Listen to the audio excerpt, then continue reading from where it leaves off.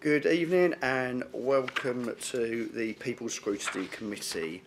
This is a meeting of the Council held in public. This is not a public meeting. There are no fire drills planned, so if the fire alarm sounds, please leave by the nearest exit and proceed down the fire exit to the courtyard. Once it's safe to return, councillors will receive a text message. Officers will also advise when it's safe to return to the meeting.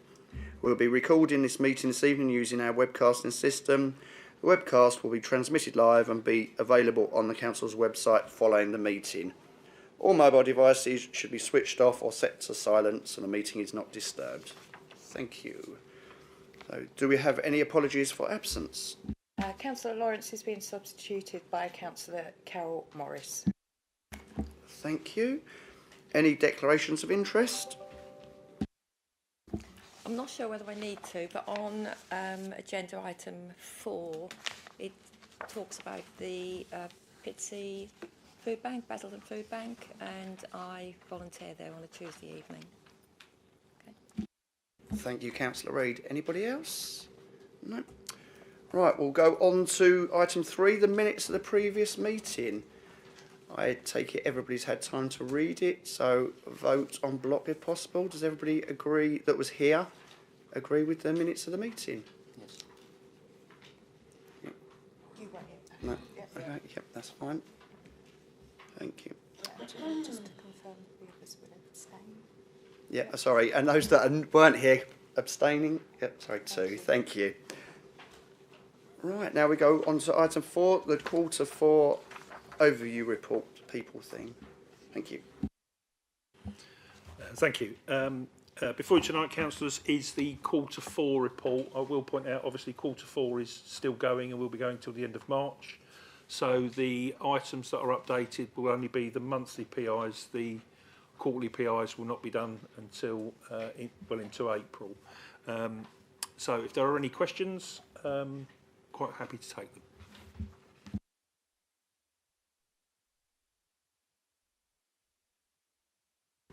Right, Councillor Morris. Yes, it might be because I'm not usually here that I don't know anything about it, but if I can just ask a few questions, please. On page 21, it talks about the Motivated Minds and Flex Youth Group, which I believe has only just recently began, so it'd be interesting to know whether that is going well.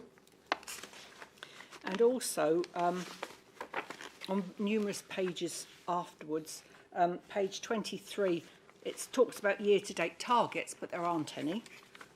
I just wondered why that might be. And there are various consultations. I wonder when they've completed, but I'm wondering when the results of those are due. Shall I stop there, or would you like me to carry on? Where was that last? Sorry, Carol, what was that last one? Sorry, the last one was on page 24. It's talking about Community Diversity Council and tackling hate crime.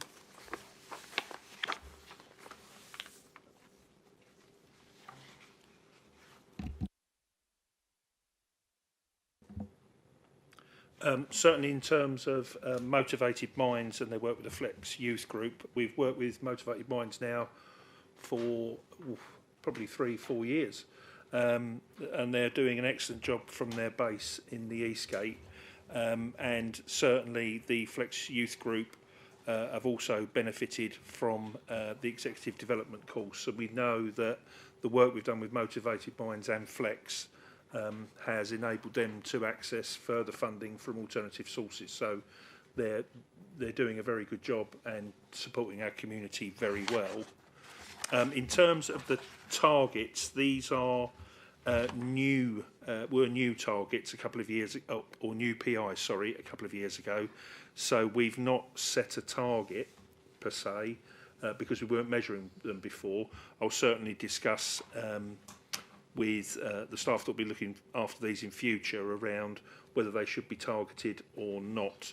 But what we have seen is a significant increase in volunteering in culture and health. Although we would expect it to go down in December and January, it will pick up considerably as the weather gets warmer, because a lot of our friends group don't operate during the winter. So that's that one. And in terms of the consultations, not my area, but I do know we are consulting on and talking about the future inclusion and diversity strategy and how that would work with the connected community strategy and also the digital inclusion strategy. So we have this kind of whole inclusion strategy because we're talking about the same thing to different people. So how we work that together. So that's the kind of work that we'll be doing in the new municipal year. So that's on the list to be done. So that's where we are with that at the moment. Thank you very much, Mr. Grace. So that might be something that you would be putting on your work programme come the new year. Okay.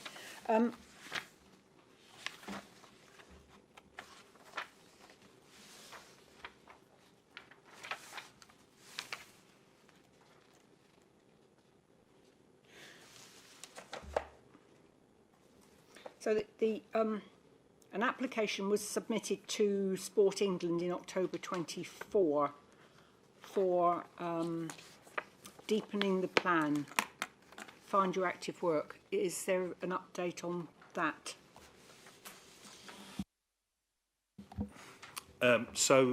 Members will remember we've had the local delivery pilot now for 4 years in the borough, which was funding from Sport England that we're working with Active Essex and the Essex Health and Wellbeing Board to deliver along with Colchester and Clacton. We have been particularly successful in Essex and Basildon also doing very, very well as part of that. So Sport England are now expanding that programme, and it will be called Place Partners, of which Basildon will be a place partner. So we're putting together currently the bid. I think that will be done over the summer and we'll be going in later in the year, our bid. We're currently building what that may look like for sustaining the excellent work that's already been done in getting people physically active. So that will be going in October. That will also be coming to this committee prior to that being submitted for discussion. Yeah, so there's a new set of funding that we can apply for, which we're working with now with Active Essex and what we're going to do. And we're also going to be supporting those new areas in Essex that have now got some funding to start the work that we did 4 years ago. So that's Castle Point, and I think Thurrock have got some. So there's 2 that are going to be in the next pot for that. So quite an exciting time, really, that we've shown how well it works and how well it's done. Thank you very much. Councillor Reid.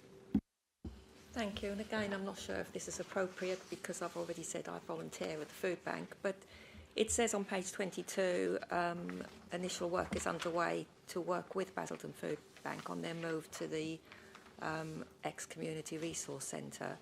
Do we know of any timescale of when that move is going to happen? I mean, would it coincide with possibly when they have to leave the place or not? Thank you. I'm not sure of the timeline because obviously there's some works to do to the building that they'll need to do. So I know that work is currently ongoing. I'll try, after this meeting, I'll find out the date and then I'll circulate that to all members. I'm not up to date on that particular project at the moment, but I'll get it to you as soon as I know. Okay. Thank you. Councillor Myers. Thank you, Chair. On the connected community strategy, so on page, on the bottom line, so page 21, work is now underway to work with local community groups and town councils to commemorate D-Day in June. Obviously, this is a bit of a new bit because this wasn't there in the last, I don't believe in the last quarter's report. What work are we currently doing to commemorate? Because obviously it's a big thing for the borough and for the country to commemorate those areas. So what sort of work has been going on so far to allow local community groups and town councils to properly commemorate in June? So members will remember that we now have 5 beacons across towns, one in each town. So the council will be delivering an event in Basildon, and we're working with partners in central Basildon. There'll be one in Langdon, there is one in Pitsea, there is one in Wickford, and there is one in Billericay. The town councils are involved in those. We're working with those so that there'll be an event around the lighting of the beacon. But I think what we'll make sure is that there's communication goes to all members about that to let them know in their wards when that's happening, what's happening, because we're leaving. There is a set of instructions, as there always is with these things, of what they'd like to see happen, but there's a lot that's left up to the individual group or organisation that's doing the main managing. So that we'll get that circulated once we know a little bit more, but I'll make sure that that will be circulated well in advance, obviously, of the events. Okay, so obviously most places now have parishes or town councils in, one of the towns at least. But in terms of working with local community groups, could you elaborate on who you're working with? There you go. Who we're working with and what they're sort of planning to do for that. I mean, just off the top of your head, if you know of what the community groups are doing, or who they. If you don't have it now, I'm quite happy for you to circulate it later. Okay. So we're working with Basildon Heritage, Pitsea, which will be at Tyler, Wickford Town Council, and we're also working with Billericay Town Council. It's their beacon, and they'll be doing their thing. The one I don't know is Langdon. I'm unsure of, but again, I'll circulate that round of who's doing that, unless Councillor Jeff Henry knows. But I can't remember off the top of my head.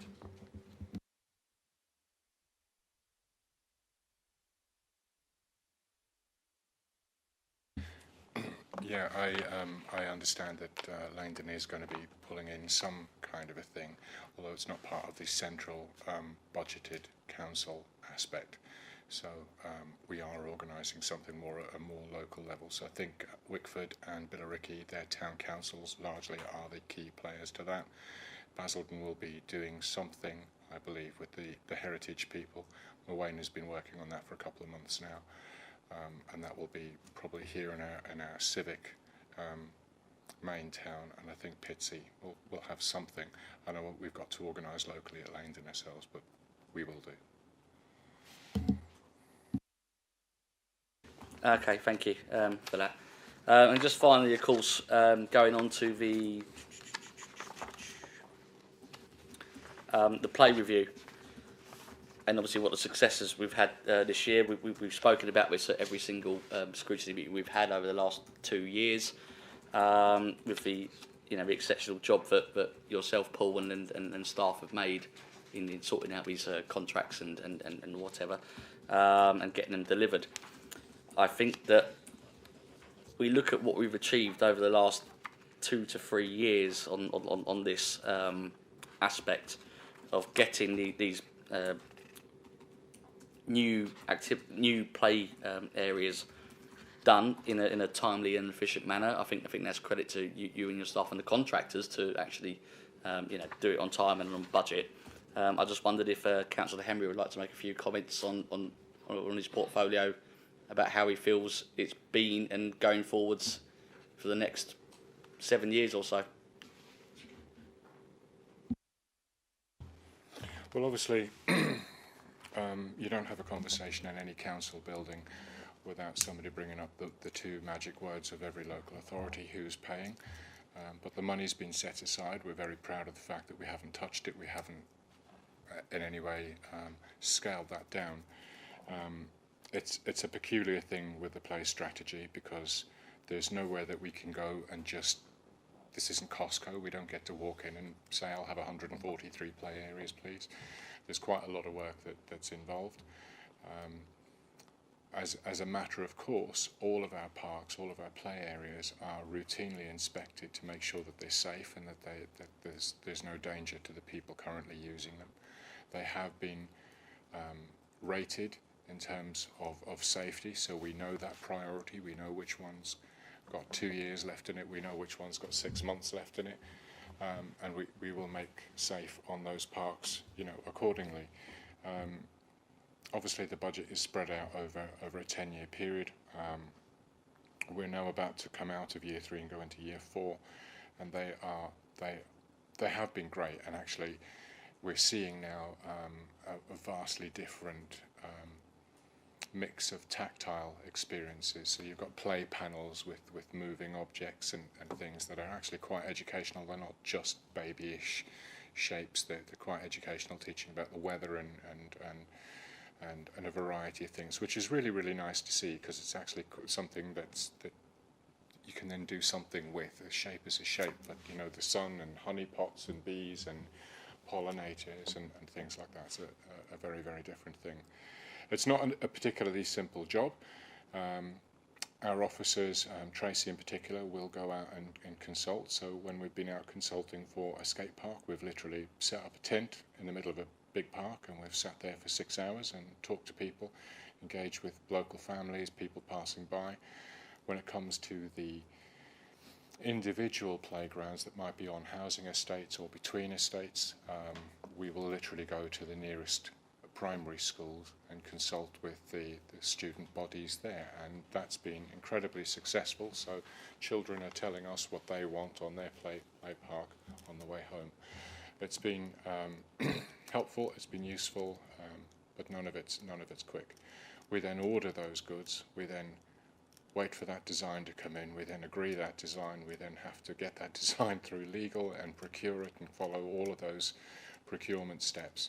And then finally somebody gets to come along with a van and a shovel and actually start the work, and many months could have passed in that time. So I think coming out of this year, we've delivered 13 this year.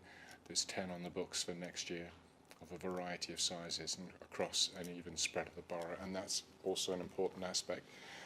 We're not getting one town done first. We're doing these in the safety priority order of those, but obviously we are continuing to do the safety audits on those pieces of play equipment, and that will be largely the only thing that would really change the order of delivery. So that's it. Thank you. Right, on page 21, after seeing both Basden Twinning, the BBWCVS and the Community Transport Service, it says about them going for their funding, because their funding circle runs out on the 31st of this month, for whereabout we are on securing their funding for the next number of years. Yeah, all their funding has now been awarded. So the CMDR, I think, have been completed for those. So they'll be receiving their funding for next year. Okay, brilliant, thank you.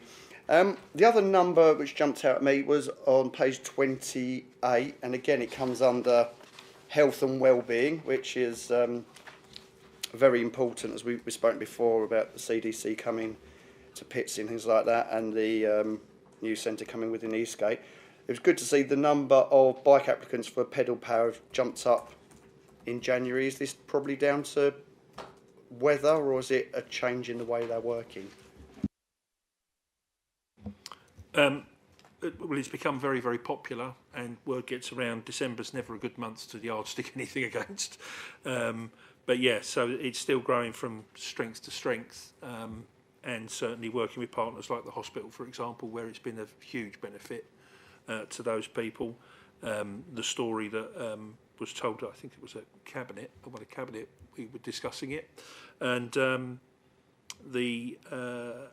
that works at the hospital on low wage, having to take a bus to work, costing them quite a lot of money, is now able to take her daughter back to dance classes because she can cycle to work, and therefore has released the money to do it. So that's exactly what it's for. It's exactly to help people sustain a more green and yet more fuel efficient and cheaper form of transport. So it's doing really well at the hospital and supporting quite a lot of people in getting to work at a very, very affordable cost. Brilliant, thank you. Has anybody else got any other questions on this report? No? Right, thank you very much. We will move on then to item 5, which is the annual review of the Public Spaces Protection Order. Thank you. Thank you, Chair. So yeah, we're going to talk about the Public Spaces Protection Order this evening. What this report is that it's bringing to you the annual review of the Public Spaces Protection Order. Hopefully, as you all know, we've had that Public Spaces, I'm going to call it a PSPO because that's what we call it, so I'm hoping that you'll get that, understand what that means. So the PSPO has been in place for 2 years now, just over 2 years. It's a 3-year order, so it will be in place until March 2025. It isn't a statutory obligation to do an annual review, but when the order was agreed and approved at Cabinet, there was a request that we do carry out an annual review, because what it will do is give us an opportunity to consider if there are any variations that we might want to make to the PSPO. So the first part of the report, and initially, is really to highlight the successes of the PSPO that we've had over the last year. So I'm conscious of time, but I will just go briefly over some of those highlights. We've had 5,370 patrols, which have been really high visibility patrols, which is the main purpose of the PSPO, because it's about deterring antisocial behaviour and crime.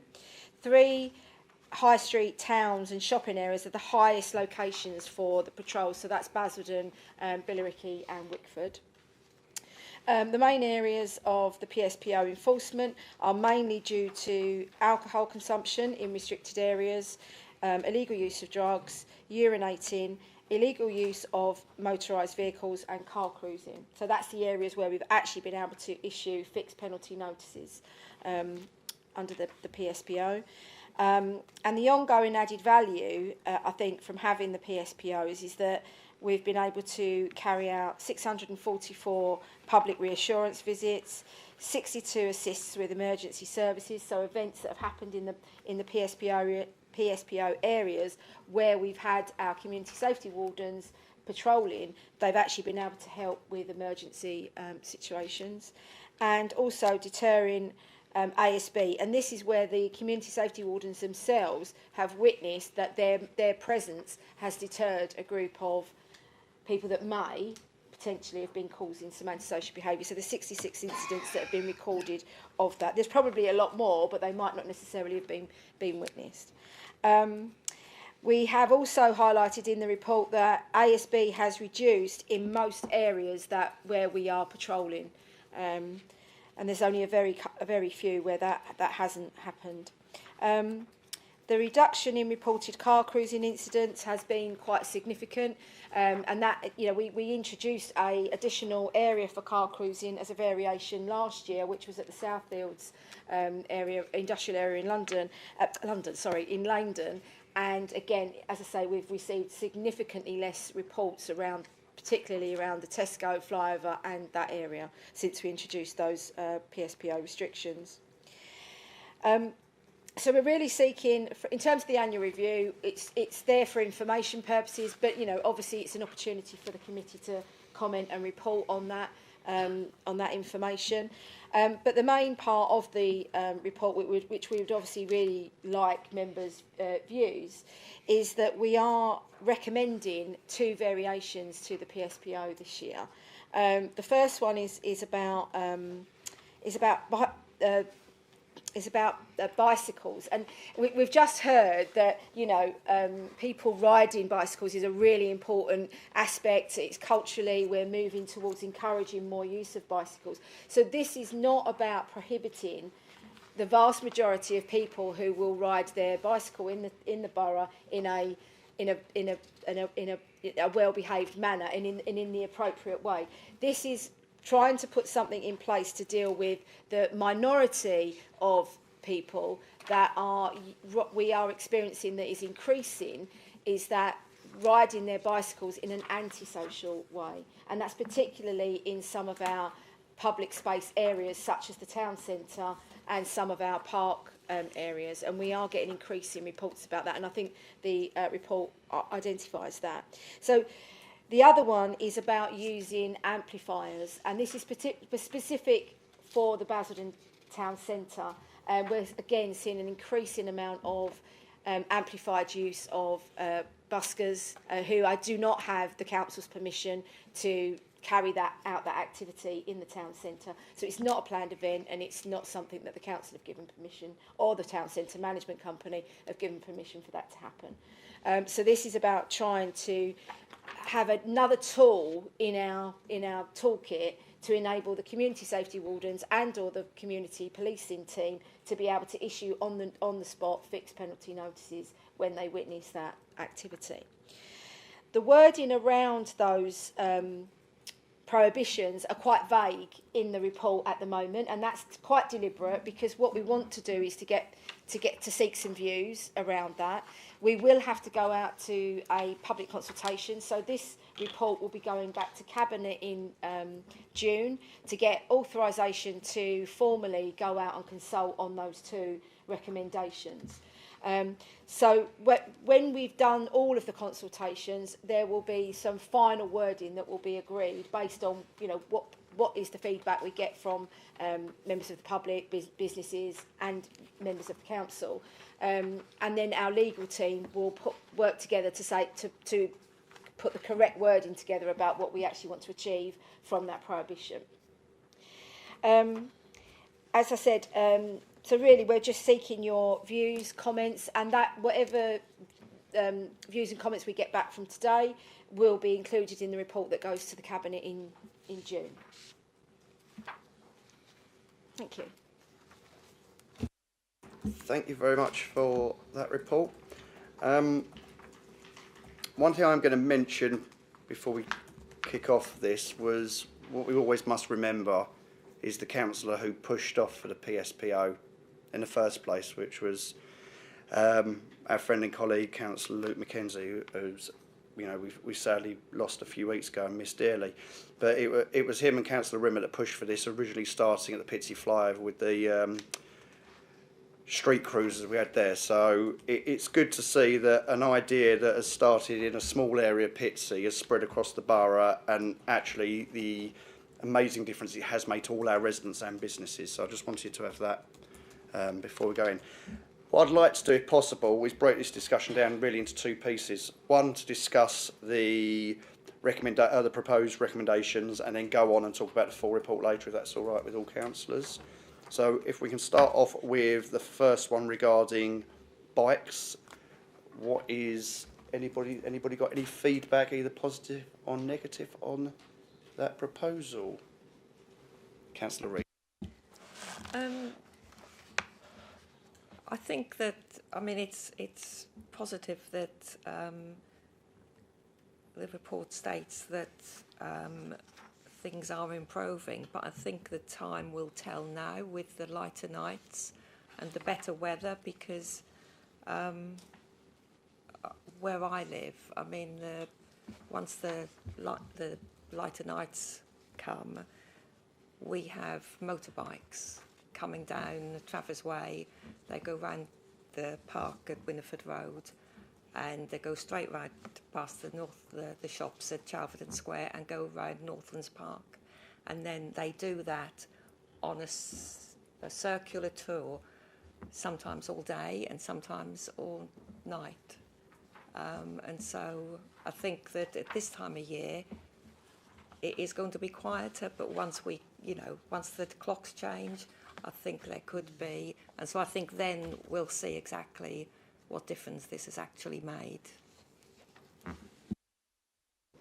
I will kind of feedback, as everyone knows, I'm ward councillor with Councillor Reid. The frustrating point as a councillor on that is the fact of where these motorbikes are coming from has been reported to Essex Police several times, yet they're still allowed to get away with it. And that, I think, for us and probably for yourselves and for our residents, is the frustrating bit. I myself have forwarded on CCTV to Essex Police of where they're coming from, yet we still, I completely agree with Councillor Reid, of in Pitsea is a massive problem. Regarding bikes, especially in our town centres, I can only speak for Pitsea and for Basildon, the two areas that I frequent. Yeah, we need to toughen down on them. The amount of near misses that we've seen, either with adults, but especially with children and those that are disabled or the elderly, if we haven't had any serious incidents already, I'm very surprised. So I would be completely in favour of cracking down on people using bikes antisocially. So that's my view. Councillor Morris. It's clear that this has been a problem for some time. It was in the original documents, but it says in several places here that it wasn't actually implemented because it was felt that the punishment was too severe for the crime. So what we need to do is find a way of preventing it that is felt to be proportionate. So yeah, I think we should continue with what was intended in the first place. Councillor Adeshirley. Thank you, Mr. Chairman. I was just going to say that a couple of weeks ago we were out in Pitsea, and one of the comments that was made, so not necessarily on your usual high street, but in the alleyways, in the estates. A couple of residents mentioned that people are using those estates as shortcuts, and because they're riding in the estates, when it's hard for me to describe, but what resident was, I was just outside their place, and it's really bad because if their kids come out of their house, literally outside their house, there could be somebody coming in with a bike, like a T-junction, but it's part of the estate, and there's no way that the younger kids can see that, and they were actually raising that if it's possible to put possible gates that can prevent them from doing that, or at least slowing down at that part of the estate to prevent accidents, especially with young people, and then it prevents young people from being safe outside their own house, which is I think something that needs to be taken into consideration with this one, not just antisocial behaviour on your usual Basildon town, Pitsea town, but in the estates as well. Just to clarify, I think the recommendation that we're putting forward, it would cover all of the PSPO area. So it's wherever we've got a public space, effectively. It would cover antisocial behaviour use on a bicycle. I think what you're talking about is it's not necessarily antisocial behaviour use. It's the fact that it can't be seen, and therefore it's just a bit dangerous in terms of the way that's happening. I mean, that's more of an estate, what we would call an estate improvement. So if there is an opportunity to put a gate on or to do something different in that area, then that's really for the. It depends whether it is. Obviously, if it's Clarion or if it's somebody, we can certainly work with you outside of the meeting to see if there's something that we can do in that particular area. When you say Clarion, it's not Vange. I meant Pitsea. Sorry, in Pitsea. Okay, that's fine. If you would like to share with me after the meeting where that is, then we can get somebody to have a look at that area and see if there's anything that we can do in there and come back to you. Is that okay? Yeah. Nothing else for me. Thank you, Mr. Chairman. Councillor Henry. Thank you, Mr. Chairman, and thank you for entertaining me. I know I'm not a member of your committee, but I think this is a really, really, really sound idea. And we see this now in a lot of our areas that are covered by this, the public spaces, town centre, shopping parades and things like that. People just going at incredible speed from one end of the thing to the other, with some quite vulnerable people just stepping out into their path.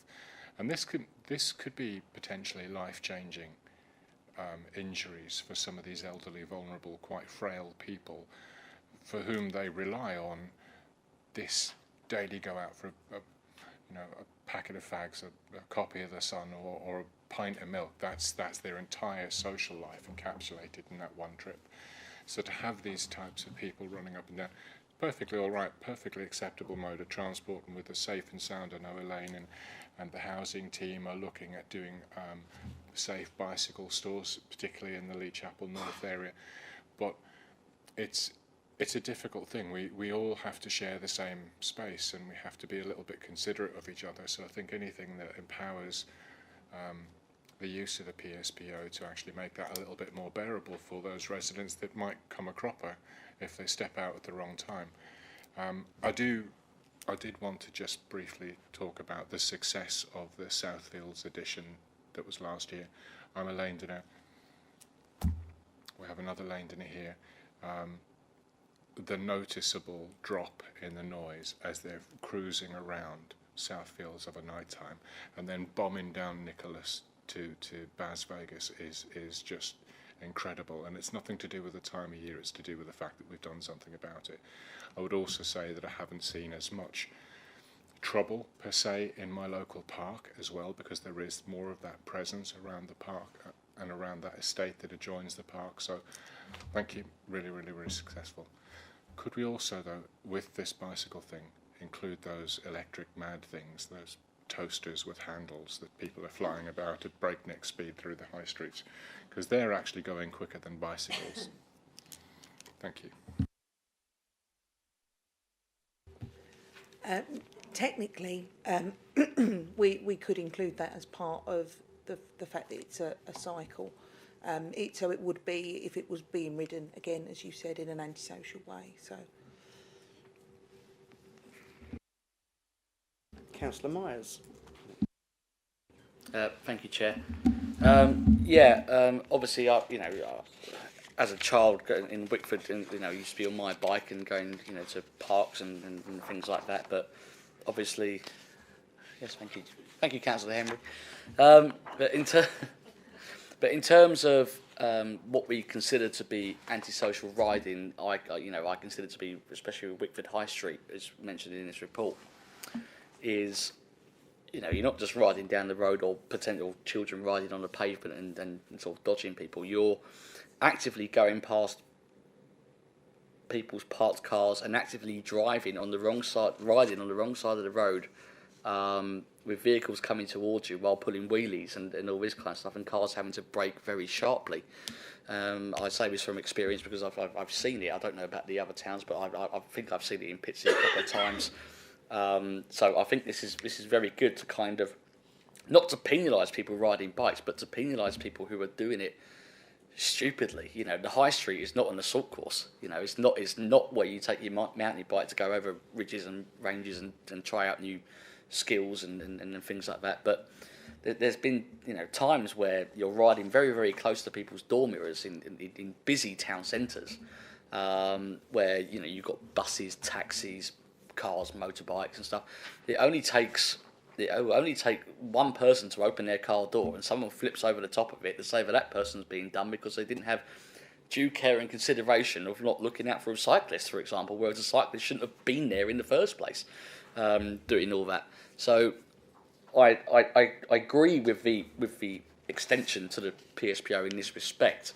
I think it also, in terms of the other areas where we prohibited things like motorbikes and careless riding and things like that into town centres, because obviously Netherden Park was included last year, which is very close to Wickford Town Centre.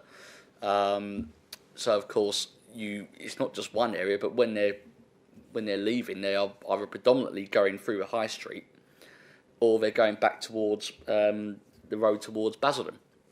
So excluding, but having an order in place on one particular area where you can follow them down there and it's still the same thing, you get a fine or a talking to.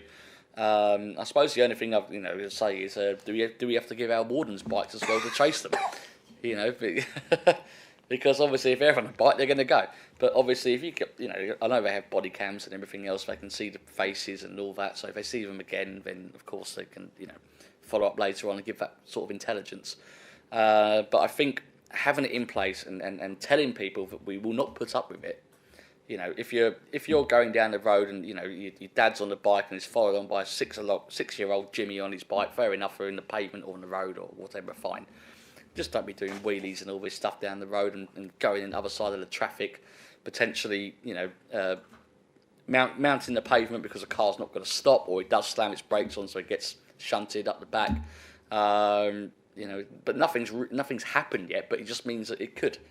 And we're seeing it time and time again. And as Councillor Reid mentioned, that once the lighter weather comes in, we'll probably see a little bit more and more of it, as we did last year, which I think was why this is being brought in. But I totally agree with it, and I thank you, officers, for looking at the data and everything else and realising that there is a problem. and hopefully that once in June, once the order's written and everything else, and we can go to consultation, that I believe a lot of residents across the borough will be very, very supportive of this. So, thank you. Councillor Green. Thank you. Yes, I thank the officers too for all the work they're doing, trying to make this better for the residents, especially when you get a lot of abuse from, the residents are saying to us that they're being spat in the face, and the kids are riding off on their dirt bikes. But I also remember a time 30 years ago, Victoria Road in Lanesden, which you probably might remember, Councillor Henry, a young lad, they were on their BMX bikes in those days, and they had lots of hills, and motorbike with young kids on came up the other side, and the young lad just lost his life, So this is always in my mind, especially when you're going through the parks at Missley or around those areas. We see it all the time. They're all starting now, as like you say, the weather gets better, you can hear all the droning, they're coming along, and the fears going on, the residents are coming out and absolutely really irate with it all. If we had the funding, it would be amazing to have a couple of drones come up or something, and then someone can see where they're going and grab them, if you know what I mean. But anyway, just try your best. Thank you.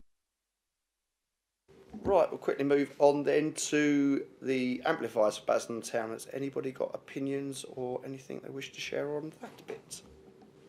The only bit actually I will quickly ask for a bit of reassurance is, so in my experience with buskers, nearly all of them now have amplifiers for guitars, whatever. So is this to stop all of it, or is this to stop when it becomes a nuisance? Can I have that, please? Thank you.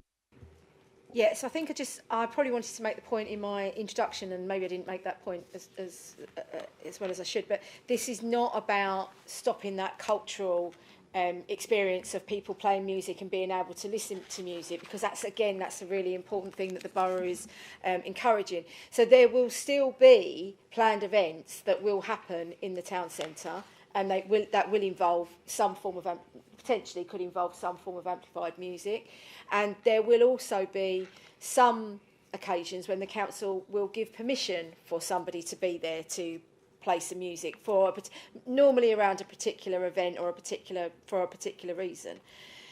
What this is about is trying to stop is when we've got those people that are just turning up, no permission, unannounced, and just basically they get all their equipment out, get their amplifiers out, and start playing music. And normally it's around it's a sort of a form of begging, in that you're wanting to get some money for that.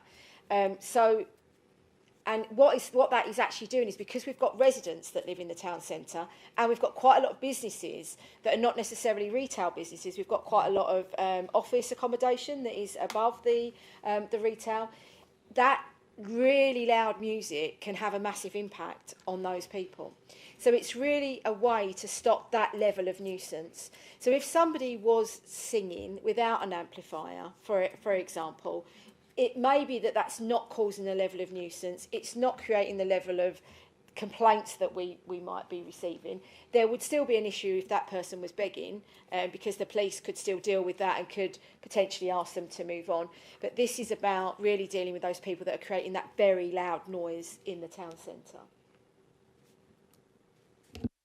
Okay, thank you very much. Yeah, I support it. Simple. Councillor Morris.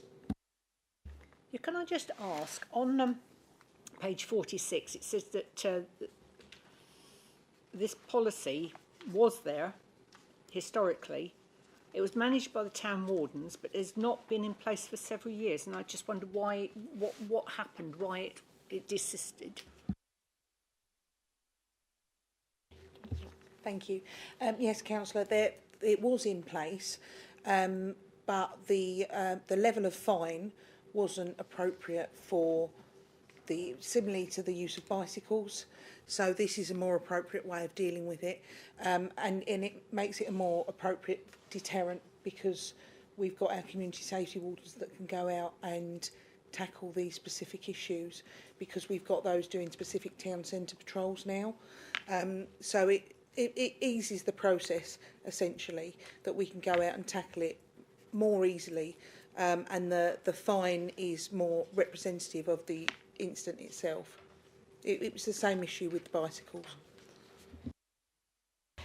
What I'd just add to that as well is that the bylaw will still be there. That bylaw has been in place since 2006. So that is still available to us. It's still a tool that can be used. The difficulty with that bylaw is that you can only give the fine if you go through a court prosecution.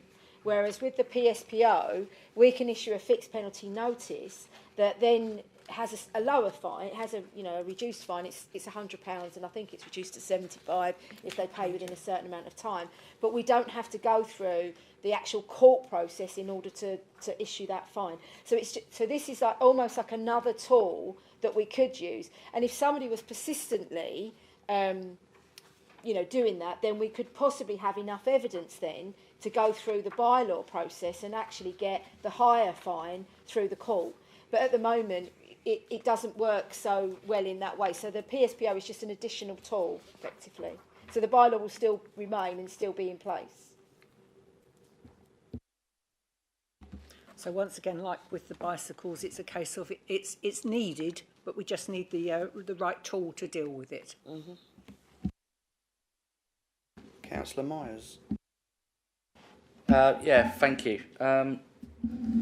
Councillor Morris brought up what I was going to say about, obviously, with the existing bylaw and how we use that, and obviously this is another potential solution, like on the door as such, rather than going through the courts, which would probably cost hundreds or even thousands of pounds to prosecute someone. My particular question is around asking, without permission of the council. So not necessarily just amplifiers, but do we already have something in place for say that someone wants to have an amplifier or even just to sing in the town centre, to apply to the council for a licence to do so? And if so, if there's a that's what it says here, without the express permission of the council. So obviously there's a cost involved to have to be done there, an officer resource to be used to ask for that kind of thing. So I just mentioned, one about busking in general with this council, and if they say they're going to have a decibel limit on the bit of equipment, etc., so not to be antisocial, but to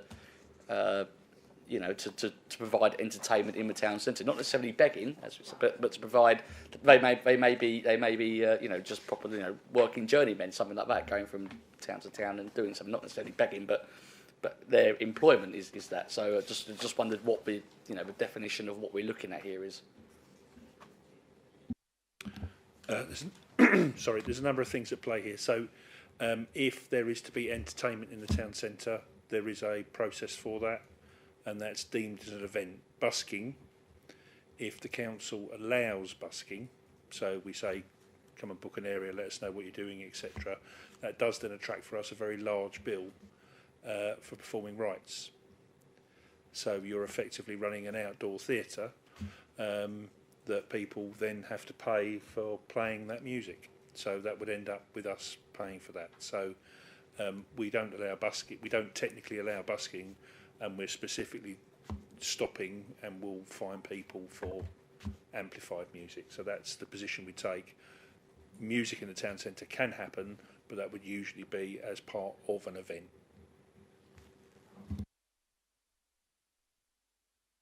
Councillor Reid.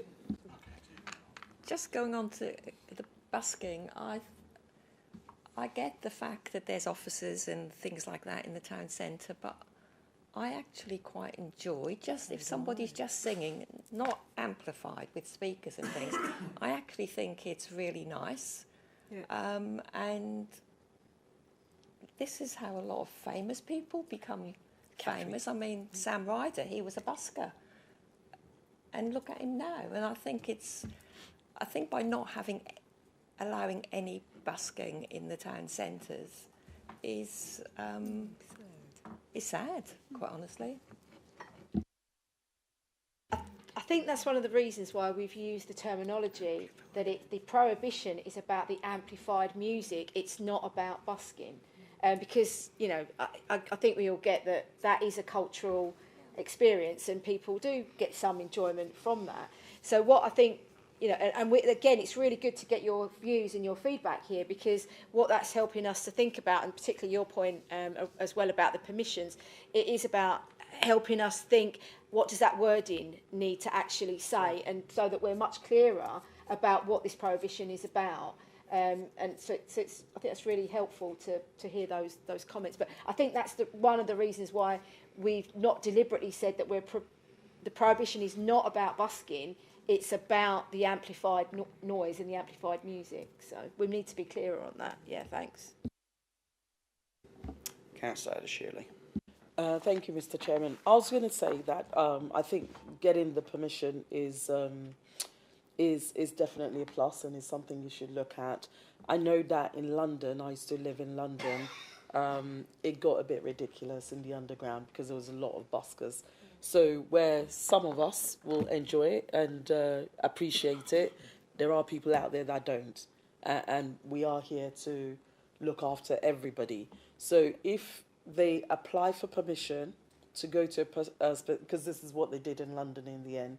So they didn't want to just dismiss it. So if anyone wanted to do busking on the underground, for example, they would have to have permission to go and do that. Whereas before, anybody could go anywhere and start busking. And then you can get like 2-3 people in, you know, somewhere like Piccadilly Circus when there's enough noise, thank you very much, actually. So what I'm trying to say is some people will appreciate it, some people won't, and we have to be mindful of those people. And if they are going to get permission, maybe there should be a restriction on how high they go with the music. You know, it might be something you need to consider because of the noise. Thank you. Thank you. Okay, change his mind. Right, okay, shall we discuss now the rest of the report? Thank you. Anybody wants to kick us off? Councillor Morris.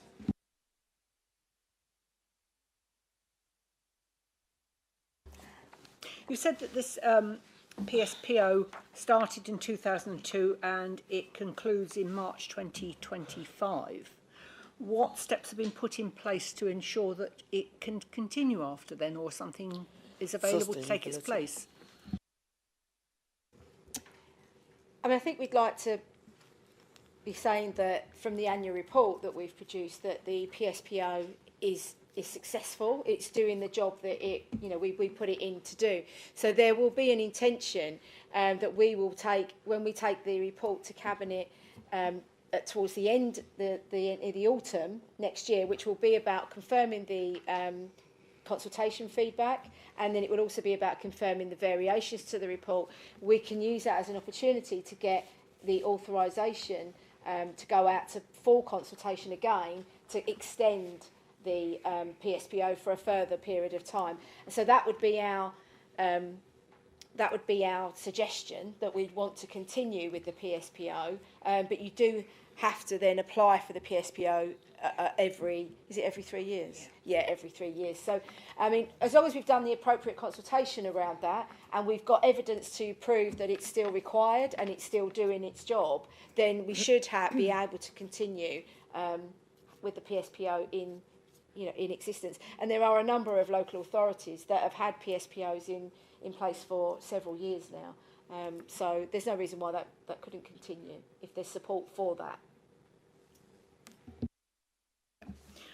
Yeah, I mean, the reason I'm saying this is because of the timescale. You have to go out for consultation. I'm not sure for how long this one would need to be consulted on. Probably 3 months is the usual.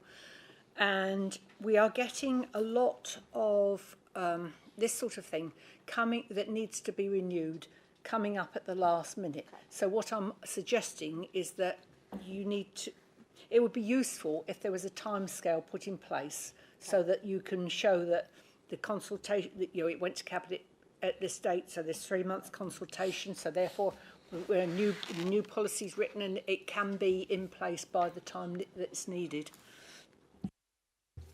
That's really helpful feedback, and thank you very much.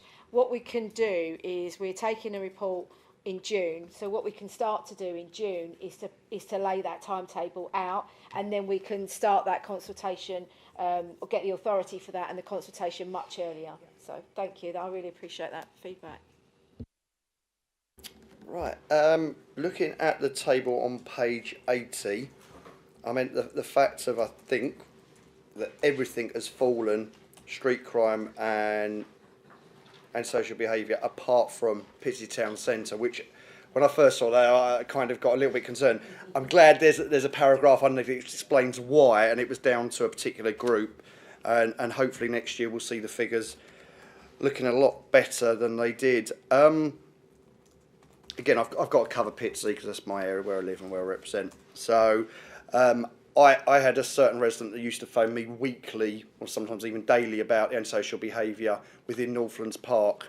I would agree that, okay, over like with Councillor Reid said earlier, motorbikes, common sense in this weather. Hopefully they don't come back. I mean, we have got another area in Pitsea which I've noticed we're getting a lot of dirt bikes on, but I'll deal with that after the meeting. But in general, antisocial behaviour in the park has improved over the last couple of years. And the other area I've got to bring praise, I think it's probably the right word for both yourself, the community wardens and Essex Police, is Fillmore's End. I know we've installed new CCTV cameras over there, but the general feeling over there is a lot more, people feel a lot safer. We still have a problem with shoplifting from 2 of the shops there, which I know is an ongoing thing. We've got to work with the shops as well as with this. I've met with the security team at one of the shops, and their area controller for security came down and had a meeting. But in general, residents feel a lot safer around there, which comes down to a mixture of this work with Essex Police and, of course, our community wardens. So that's really all I've got to say on it. Apart from that, I think I've definitely seen a improvement in the town. I've lived here about 25 years, and I think the last couple of years, we all know that the feeling of crime is out there, and a lot of people feel very, very vulnerable.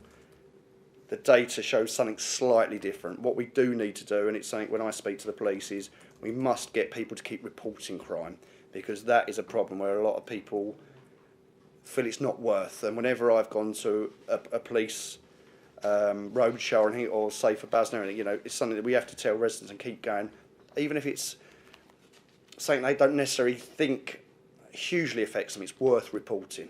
So that's something I've always been asked to do. So I'll move on to Councillor Myers. Thank you, Chair. I'll be fairly quick. I mean, looking at the annual report, I mean, considering what we looked at last year as well, I mean, we're seeing drops across the vast majority of our areas, notwithstanding what Councillor Thurston said about Pitsea Town Centre, but there was a specific reason about that, and hopefully that, as he said, has now been dealt with. I think that obviously, as I've had discussions with you before in the Task and Finish group as well, about how we could improve, what goes to the Safer Baz Together partnership, the action meetings you have in the mornings. It just appears to me that over the last year or so, we have started to be getting a lot better at what we were doing since this was first introduced. So thank you very much, and for all your hard work on that. We can see, some increases, but that's perhaps because that we're targeting differently and actually getting the people out to go to these hotspots. So the data in terms of increases sometimes is not necessarily because there is an increase, it's just because they've there and seen it, and we're targeting a lot more efficiently, which I think is very important, and I'm glad that the officers have been able to work together with the police and the other agencies in order to do that. I mean, the report pretty much speaks for itself. As an annual review, we've listened to people, we've listened to councils, listened to residents about where issues are. As I said, we included a couple of places last year for, Never Depart for pony and trap and motorbikes, and we also included another area as well for alcohol, etc., etc. So I do think that the trajectory we're going on at the moment with this PSPO is very positive. And as Councillor Morris said about these timelines, if it's going to be, because we're in 2024 now, obviously if this is up in 2025, we're going to have to get this, rather than all of a sudden, oh no, we need to do this really quickly, we've got 3 months to go before it runs out. You want to be in a position where you can say 4 or 5 months out that we've done the consultation, we've done the paperwork, once it's up, just sign the dotted line and we're ready to go for the next 3 years. I think that's an important thing to do, because our residents appreciate it, what's going on. They do see the wardens. They do see them in town centres and in parks. They do engage with residents and children and whatnot and what they're doing. So I think on the whole, having this brought in and expanded as it is with the resource that we've got is working. So so I do thank you all for that. So that's my comment on that. Thank you, Chair. Councillor Morris. Yes, it's nice to see on page 81, 2/3 of the way down, the Community Safety Warden Scheme has also been crucial in securing external funding to enhance the scheme and widen the remit of the service. From April, there will be an additional 4 Community Safety Wardens for 6 months, specifically focusing on town centres and violence against women and girls, bearing in mind the motion we had at full council. Thank you. Councillor Adeshirley. Yeah, thank you, Mr. Chairman. Just very quickly, just looking at the list of areas that's been covered, and I think I say it at every meeting, particularly the 3-4 estate in Vange. So if you've got some money and you're continuing some work, please consider them because they have been asking. Not that is of any bonus to me going forward because Vange is gone, but I do think they do need looking after over there. The other thing I was going to say is they have also been asking for CCTV cameras, which initially we've been told that they can't have, but if it's good enough for Felmore's, it's good enough for the 3-4 estate. Thank you. Has anybody got any other comments on this report? No? Okay. Thank you very much for the report and the good work over the last couple of years. So we now move on to item 6, which is the work programme. Which is there any comments to? I mean, there's nothing really going forward, but is there any comments or anything that anybody wants to add for the next meeting, whenever that will be? Councillor Morris suggested something during the Q4, which was the CDC, so I'll add that to Yeah, okay. We're going to add the CDC to it. Thank you. Anybody else got anything? Okay. I'd like to thank everybody for the last year. This is our last meeting. Thank you. I think we've had some very good discussions and debates over the last year, all being very friendly and been, I think, a critical friend to the administration and to the officers. I understand it's Mr. Brace's last public meeting tonight, or ever. So I'd like I'd like it noted. Thank you very much for all your hard work over your time at Basden Council for the residents of Basden. Thank you very much. Thank you.